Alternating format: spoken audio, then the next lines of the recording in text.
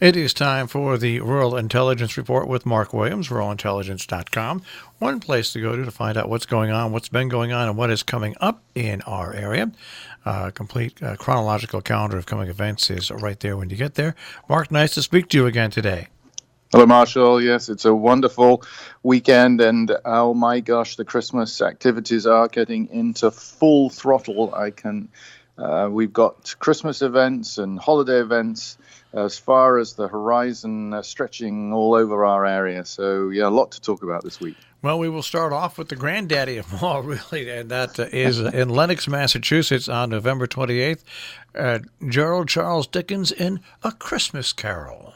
Yeah, I couldn't resist this one, and it actually looks really interesting. So Ventford Hall in Lenox on Wednesday, November the 28th, is hosting the great-great-grandson of Charles Dickens, who is a British actor called Gerald Charles Dickens. And he will be presenting a one-man theatrical performance of his ancestors' classical work, A Christmas Carol. He's using his own adaptation of this Christmas story, and he actually plays all 26 characters, using his vocal and his physical talents to, as it were, bring them and each scene to life. So it looks a perfect start to the Christmas period. It's in Ventford Hall, which is almost has a sort of Victorian feel, definite Victorian feel to it as well. And it will be really interesting. Apparently, afterwards, they're going to have a very elegant Victorian tea with sherry. So I think it will be a great event to go to, particularly if you want to take children to it. I think it'll be absolutely fascinating. So that's Wednesday, November the 28th in Lenox at Ventford Hall. It starts at 4 o'clock, and I think you'll have to get your tickets well in advance because I suspect it will sell out. We'll go from A Christmas Carol to some tribal justice on November 28th. Yeah, this is a story we ran in Rural Intelligence a couple of weeks ago, and I'll come back to that. But at the Marist College in Poughkeepsie on Wednesday, the 28th as well, at 6 o'clock in the evening, there's this fascinating documentary film called Tribal Justice. The film follows two Native American judges who reach back to traditional tribal concepts of justice in order to reduce the big problems of the high incarceration rates that Indians have or Native Americans have. And they also want to foster greater safety for their communities and really create a more positive future for Native Americans and for their youth. And basically, they address the root causes of the crime. And these judges are actually providing models of restorative justice that are working in these communities. And the other interesting thing is that a lot of mainstream courts now across the country are beginning to take notice of the work they've done. So the screening is going to be followed by a question and answer session with the film's director, who's Anne Makepeace, and one of the judges, Judge Albert Rosenblatt, who was formerly a justice on the New York Court of Appeals. So I'm a pretty serious guy. I guess that's the state's highest court. Anyway, you can read all about the film and the issues that it brings up, as it were, in a recent Rural Intelligence story. So do go to ruralintelligence.com and check it out, particularly before you go. And as I say, it's Wednesday evening, 6 o'clock at the Marist College in Poughkeepsie, if you want to go to the film itself. On the 29th in Washington, Connecticut, a book talk about Connecticut architecture. Yeah, this is interesting. So Thursday, as you say, Thursday the 29th, 6:30 at the Gunn Memorial Library. They have the architectural historian, and he's also deputy director of the Connecticut Trust for Historic Preservation. His name is Christopher Wigren, and he's going to be giving a talk. He's going to will include visual presentation, and he'll be there signing copies of this recently released book of his, which is called Connecticut Architecture: Stories of 100 Places. And apparently it's the first comprehensive illustrated history of Connecticut's sort of really rich and diverse architectural heritage. And I looked at it and thought, oh, this is the sort of thing that a lot of people would love to receive as a gift, because I suspect it's absolutely fascinating. So, and the good old Gun Memorial Library is putting it on. So it starts at 6:30 Thursday, November the 29th, down there in Washington. We'll move from Washington, Connecticut to Rhinebeck, New York on the 29th at 6 o'clock. Another author. Yeah, slightly different event, and this one is going to be mobbed. The Oblong Box of Music in Rhinebeck on Thursday the 29th is going to be hosting Joseph Fink. It's amazing. I've seen him live in the past. He's a hit podcaster. He's also a New York Times best-selling novelist. He co-authored It Devours. And by the way, his podcast, which is incredibly weird but amazingly funny, is called Welcome to Night Vale. It's going to be really it's really popular. It's one of the most popular podcasts on the internet. Anyway, apparently he's written a new novel, which is called Alice Isn't Dead. And it's a fast-paced thriller about a truck driver searching America for the wife she had long assumed to be dead. So it sounds absolutely amazing event. He is really fun to see in person, and I suspect that this is going to be one of the most popular events that they have at Oblong Books and Music coming up to the holiday season. So it's Thursday the 29th at 6 p.m. in the evening at Oblong Books and Music there in Rhinebeck.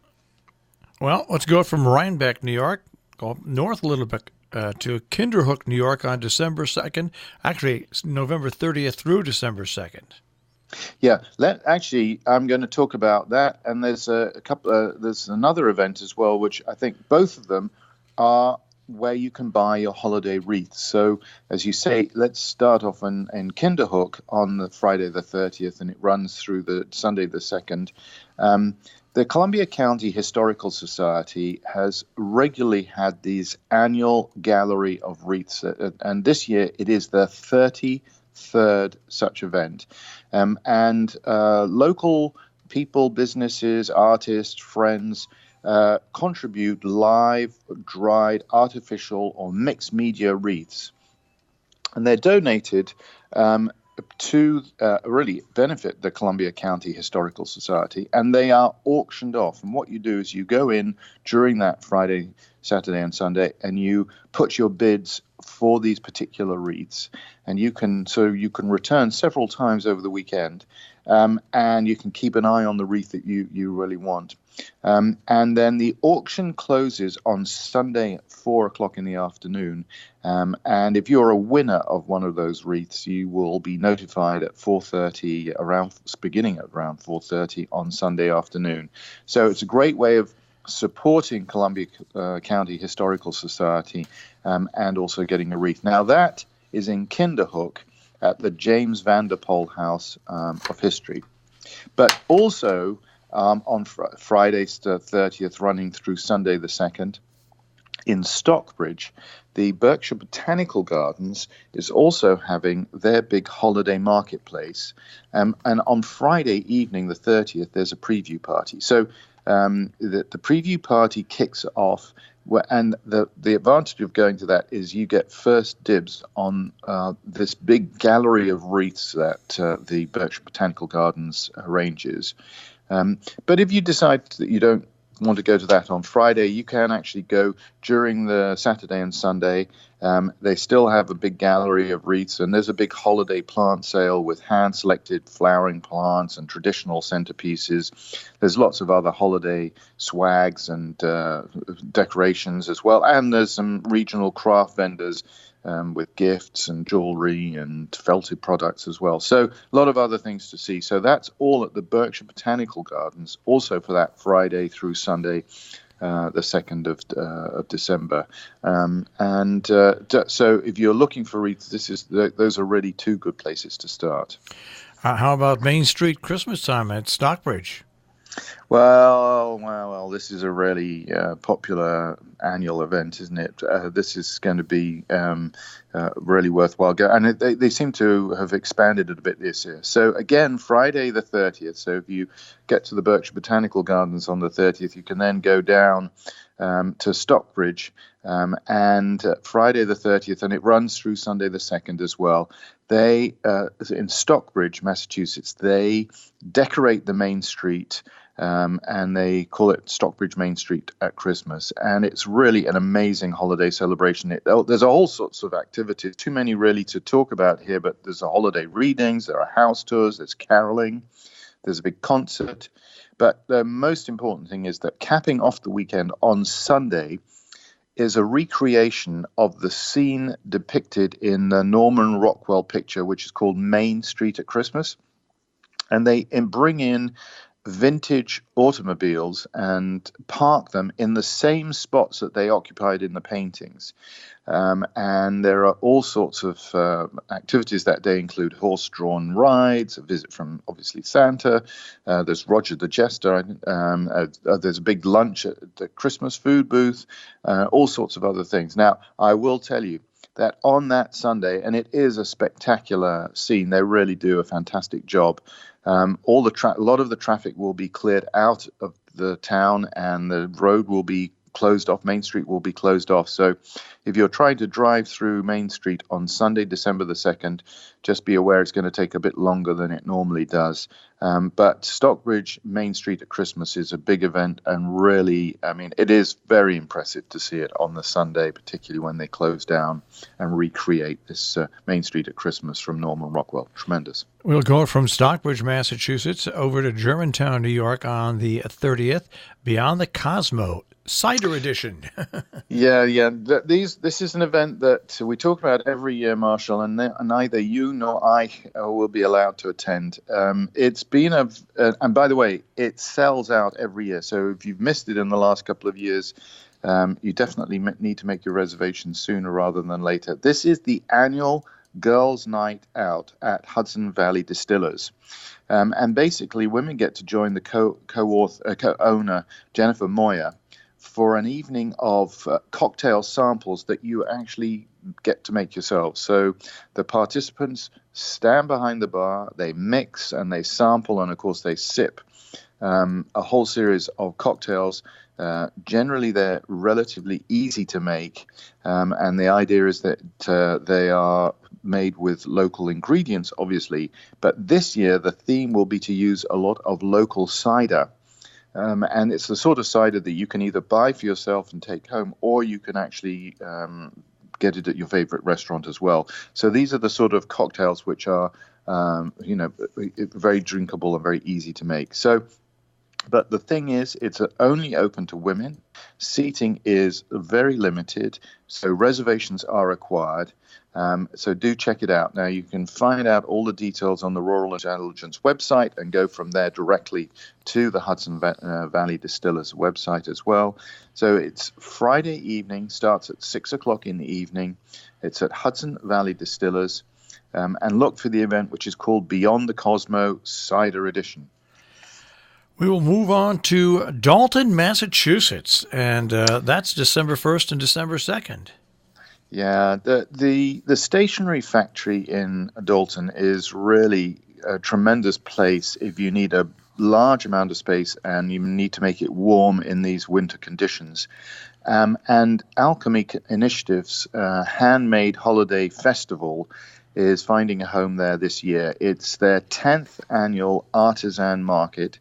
It will be their largest one yet, and that's easy because the stationery factory has lots of room available, and you get to enjoy a lot of live music, some prepared foods, whilst you pot around and shop a curated market of contemporary artisans, designers, and farmers and food products as well. So that's a great way of getting your Christmas gifts up in Dalton. So it starts on Saturday the 1st and also runs through Sunday, December the 2nd, as I say, at the Stationery Factory in Dalton. All right, that's our first trip to Dalton ever. Let's move from Dalton, Massachusetts, And we're going to head now to, let's see here, how about Kent, Connecticut? Yes, yeah. I had to put this one in. I'm sorry.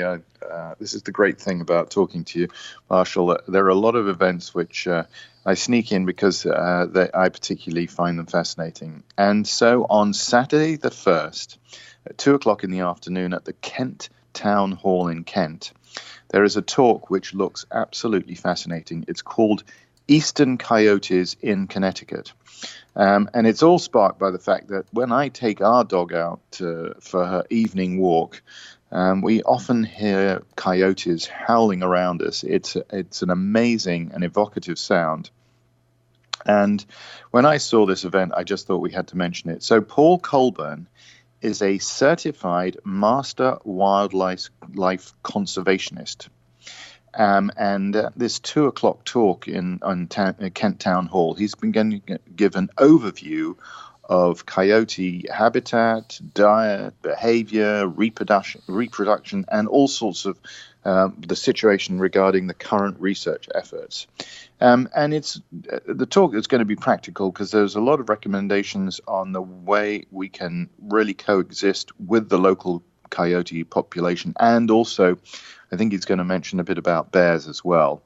But it has been pretty amazing in the last few weeks as we've gone out and suddenly, normally the dog runs ahead down the driveway and has no hesitation. But in the last few weeks when we've heard those coyotes, suddenly I find a little shadow right at my feet. It is pretty impressive. So it's a great way of finding out about eastern coyotes in Connecticut. As you say, Saturday, December the 1st in Kent Town Hall at 2 o'clock in the afternoon. We will move on from Kent and coyotes and head to Salisbury, Connecticut, and we have another event with another author. Yeah, John Cragg is well known. He wrote the book The Walking Cure, actually. But actually, he's really known for the prize-winning book called American Philosophy, A Love Story. He's going to be in the Scoville Library on December the 1st at 4 o'clock in the afternoon because he's written a new book called The Walking Cure. It's hiking with Nietzsche on becoming who you are. And I know a number of local people are going to be interested in what John Cragg has got to say. So if you have a chance, do go to the Scoville Library in Salisbury on December the 1st at 4 o'clock in the afternoon. From there, we move to Litchfield, Connecticut, and we've got a pop-up Christmas shop. Yep, a lot of pop-up Christmas shops and events over the weekend. And this one is actually for Litchfield County's newest arts non-profit, which is called Art Tripping.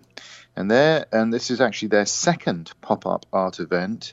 And you can look for all sorts of fine art, fibers, fashions, pastry boards, jewelry, mixed media, ornaments, pillows, all created by local artists and artisans from the Litchfield area and the surrounding towns as well.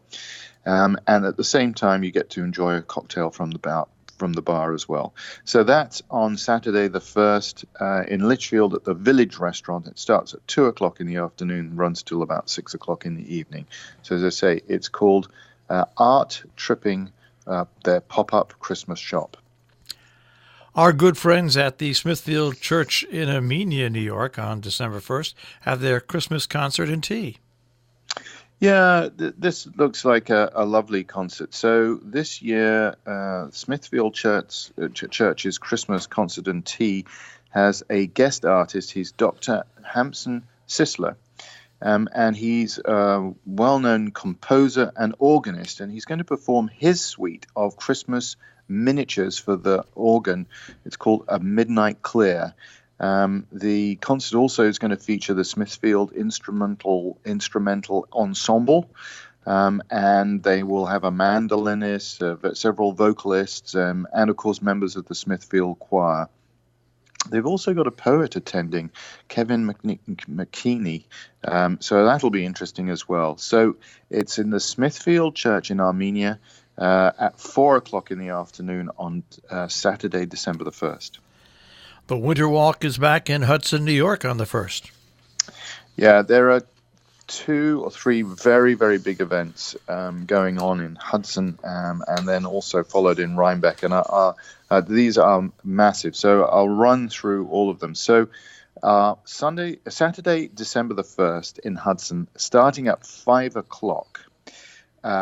This will be their big Hudson official kickoff of the winter season. It's called the Winter Walk, as you say. It's been going on for years. I don't know how many years it's been going on, for a long time. Anyway, it brings the city's sort of creative community together with the Warren Street's independent retailers. They transform the street. It's a mile long, and they really transform it into a wonderland of music, performance, holiday shopping, food, all sorts of other things. That event, here we go. It's in its 22nd year, and it last year attracted more than 20,000 visitors. So it is the city's probably largest annual event. Just remember, the whole of Warren Street is going to be closed off so that the spectators can really wander along, enjoy they have these amazing storefront displays, they have the roaming carolers and street performers, and it all finishes off with a big firework display as well. We wrote a big story about it a couple of weeks ago or last week, and so do check it out on Rural Intelligence and you get a bit of a background. And at the same time, there's also a big event which we wrote about at the same time, and it's all connected, by the way, on Saturday the 1st at Hudson Hall. At 5:15 in the evening, they are having this event, which sounds pretty wild, called Rip the Nut. And what they've done is they've got together with the choreographer Adam Weinert, and he has produced a new work, which is a pantomime-style, Hudson Valley-inspired mashup of the Rip Van Winkle story and Tchaikovsky's The Nutcracker Suite. It sounds absolutely wild and fun. So the dancers join Adam Weinert and a host of other community partners for performances which will be absolutely chock-a-block with music, dance, comedy, slapstick. It sounds like an amazing event at Hudson Hall. It's as I say, it's all connected with Winter Walk. So do check out all of the events that evening. It's really worthwhile going to Hudson on Saturday, December the 1st. But make sure you get your tickets before and early for this event at Hudson Hall. It's called Rip the Nut. It sounds like complete chaos and fun, and a really hilarious event. And just while we're mentioning that all these things going on in Hudson, just down the street, remember that on Saturday, December the 1st in Rhinebeck is their Sinterklaas Festival Day. This is the day-long celebration. We've been talking about their various fundraising events and other events in Rhinebeck in preparation for this, but this is their day-long celebration. It features all sorts of children's workshops, dance theaters, music, all throughout the village. And remember, at 6 o'clock in the evening, they have the Children's Starlight Parade, which is pretty amazing because it features this 2-story tall series of animated puppets which are carried by hundreds of volunteers, and it really is a sort of an amazing event in Rhinebeck as well. And that's on Saturday, December the 1st. Now, you can read all about these events on Rural Intelligence, a big story, as I say, on the events in Hudson and the Winter Walk there, but also there's a link to the Sinterklaas Festival Day at Rural Intelligence as well. So do get a chance, or do read it if you get a chance before you go. On December 2nd, the Racebrook Lodge in Sheffield has their holiday market. Yeah, let's move to Sunday, December the 2nd now, and a couple of events. Yeah. So Racebrook Lodge in Sheffield, starting at 12 o'clock, has a holiday market. It's the first time I've seen them do it, but they may have been doing it before, but it's the first time I've noticed it. They have this wonderful barn space, which is really suitable for being used for all sorts of different events. And on Sunday afternoon, starting at 12, they're making it into a holiday marketplace with lots of local vendors. There's going to be live jazz. There's going to be a visit from Santa as well, lots of food, mulled wine, lots of Christmas cheer. So if you get a chance, do go to the Racebrook Lodge Holiday Market on Sunday, December the 2nd, starting at 12 o'clock in the afternoon. And we will wrap things up in Lenox, Massachusetts, the Chamber Choir. Yeah, the Cantilena Chamber Choir always has a big traditional Christmas event at Trinity Church in Lenox, and I thought, well, with all of this other activities going on, this would be a quieter and or traditional Christmas event, and it certainly is the case. So the Cantilena Chamber Choir concert has a whole series of Russian sacred music for Christmas by Tchaikovsky. They're going to have traditional carols, and they're going to have some new settings of some old favorites as well. So do check it out. So they'll have a harp, they'll have an oboe, there'll be the chorus. And I think that there will be a whole series of featured artists as well. So it will be a lovely traditional event. And that's on Sunday, December the 2nd at Trinity Church in Lenox. And it starts at 3 o'clock in the afternoon. And I think will be a fitting, quiet end to the weekend. And that will put the wraps on this holiday edition. Mark will speak to you next week. Lovely, Marshall. Look forward to it.